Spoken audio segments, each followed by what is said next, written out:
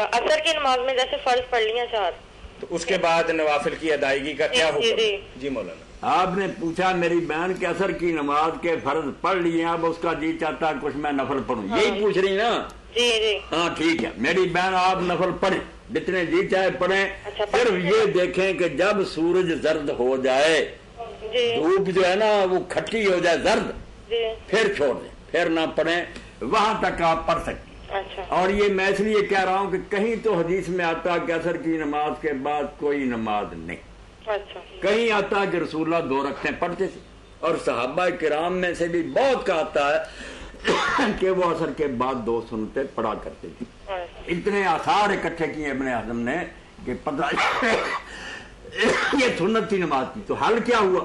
حل بخاری شریف کی ایک حدیث نے کیا، حدیث سے حدیث کو حل کرنا چاہیے کہ وقت شمس مرتفع ہے، کہ جب سورج ابھی اونچا ہوگا تو آپ عصر کے بعد پڑھ سکتے ہیں، کوئی بات نہیں، نفل پڑھتے نہیں، جب سورج نیچے چلا جائے گا زرد، ختم۔ اس حدیث نے مقید کر دیا اس مطلق کو کہ جو تھا نا سرے سے نہ پڑھو، وہ بات پتہ چل گیا کہ یہ ہے سورج زرد ہونے کے بعد، ورنہ پڑھی جا سکتی۔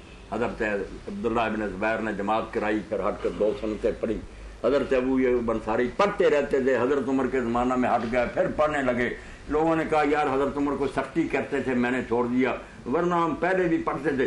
تو عصر کے بعد تو آپ نفل پڑھ سکتے ہیں لوگ، اگر سورج زرد نہیں ہوا، ابھی اونچا ہے، 20 منٹ پہلے سورج غروب ہونے کے چھوڑ دیں۔